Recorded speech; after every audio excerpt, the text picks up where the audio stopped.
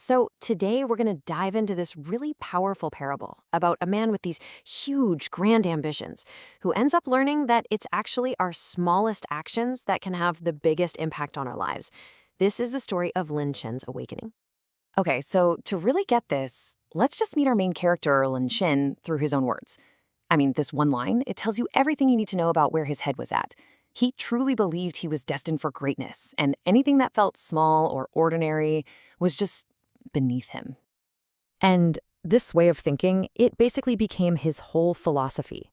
He was a dreamer, for sure, but only on the most massive scale. For Lin Chen, the world was kind of split into two boxes: things that were actually worthy of his time, and everything else, which was just noise.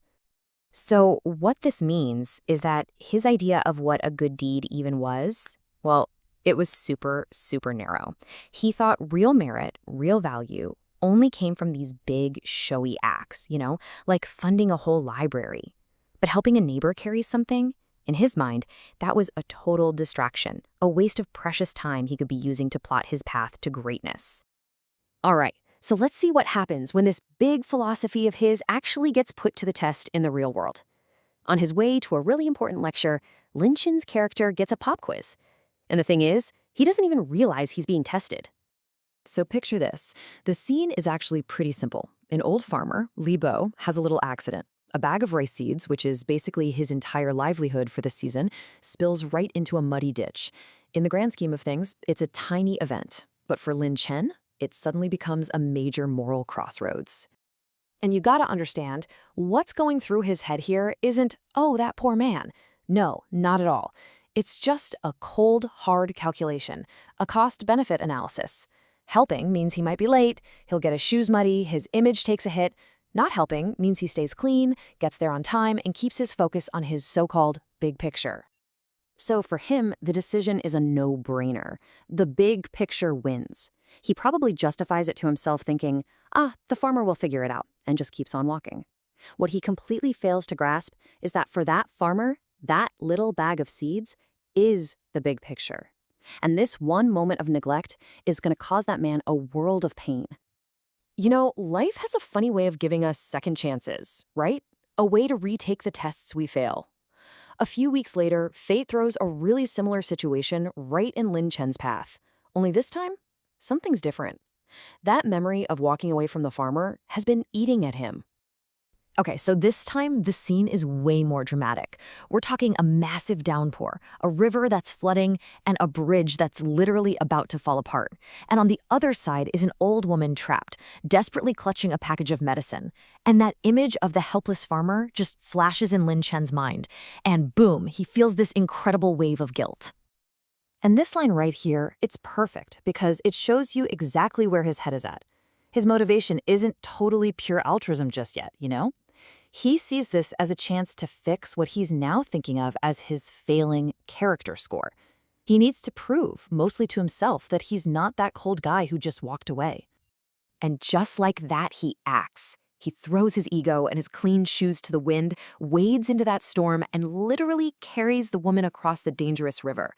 And when it's all over, he's soaked, he's muddy, he's exhausted, but he feels something his ambition could never, ever give him. This deep, genuine sense of peace. He did the right thing. All right, let's jump forward a few years. Lin Chen's kind of put all that behind him, and now he's facing the single most important moment of his life. It's the imperial exam, his one shot at getting the power and the influence he has craved his entire life. On paper, he's brilliant. His theories are huge, they're eloquent, but the examiner, he sees right through it all. And the final verdict is just absolutely devastating. His work is called Castles in the Sky. They look impressive from far away, but they have zero foundation in the reality of what it means to be human. And that's the great irony, isn't it? In his relentless obsession with the big picture, he completely missed the small, human details that actually build that picture. His brain was sharp, for sure, but without empathy, it couldn't create anything real. His dreams are just gone. So just when Lin Chen is at rock bottom, truly convinced his life is over, the universe decides to send a reply. That small act of kindness, the one in the storm years ago that seemed so insignificant, a little ripple from that moment is about to come back and change everything. This just shows you how interconnected everything is, even when we can't see it. You've got an action from years ago, a failure happening right now, and an opportunity that's about to appear, and they're all about to collide in a way no one could have predicted. And here it is, the big reveal. Turns out, that old woman from the storm, she was none other than the mother of the Minister of Personnel, a really powerful guy who happens to be looking for talented people to hire. When she hears Lin Chen's name, she doesn't remember some failed scholar. Nope. She remembers a kind young man with bright eyes who saved her and wanted nothing in return. Wow. And this right here, this is the core lesson of the whole story, coming from someone who deals with big picture stuff every single day. He has this huge realization. Real competence isn't just about big ideas. It's about the kind of character that pays attention to the little things. Greatness, he now gets, is built from the ground up, one small act of good at a time. So, with this completely unexpected, incredible second chance, Lin Chen is a different person. He doesn't just take the job, he finally truly understands the lesson that life has been trying to teach him all this time. He's awake now. So, this idea of life's true scope, from him, it's been turned completely on its head. He finally sees that it's not about how big your plans are or how grand your words sound. True greatness, it's about the care and the beauty you bring to the smallest things you do. And his new philosophy for life, it boils down to these three simple but man are they powerful rules.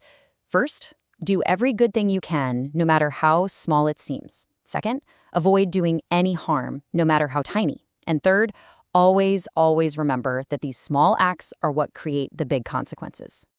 And really, that's the whole ballgame, isn't it? Our lives can pivot on these moments that feel so small at the time. A small act of kindness, something you might even forget about, that can grow into the greatest opportunity you ever get. And a tiny moment of neglect, like just walking past some spilled seeds, that can secretly become the very reason you fail.